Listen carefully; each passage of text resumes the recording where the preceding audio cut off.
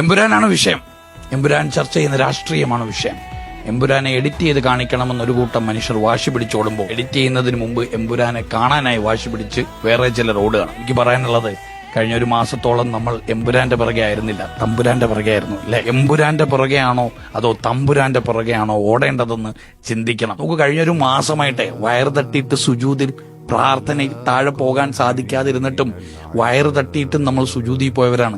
നമുക്ക് വയറൊട്ടിയിട്ട് സുജൂദിൽ നിന്ന് എണീക്കാൻ പറ്റാത്ത കുറെ മനുഷ്യര് ചുറ്റിപ്പോഴുണ്ട്.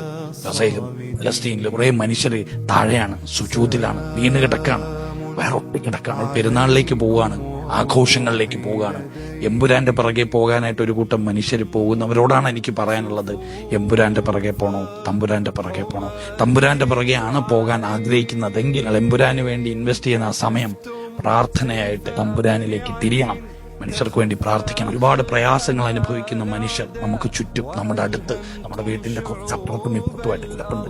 അവർക്ക് വേണ്ടി പ്രാർത്ഥിക്കാനായിട്ട് ആ സമയം ഇൻവെസ്റ്റ് ചെയ്യാം. കഴിഞ്ഞ ഒരു മാസമായി നമ്മൾ അനുഭവിച്ച, നമ്മൾ നേടിയ ആത്മീയതയുടെ എനർജി നമ്മൾ കൊണ്ട് തീർക്കേണ്ടത് ഒരു സിനിമാ ഹാളിലാകരുത്. പെരുന്നാൾ ദിവസം എന്നെ കേൾക്കുന്ന സിനിമാ ഹാളിലേക്ക് പോകാൻ തിരക്ക് കൂട്ടുന്ന പ്രിയ സുഹൃത്തുക്കളോട്, സഹോദരങ്ങളോടാണ് എനിക്ക് പറയാനുള്ളത്, നിങ്ങൾ എമ്പുരാന്റെ പിറകെ പോണോ തമ്പുരാന്റെ പിറകെ പോണോ എന്ന് വീണ്ടും വീണ്ടും വീണ്ടും ചിന്തിക്കണം.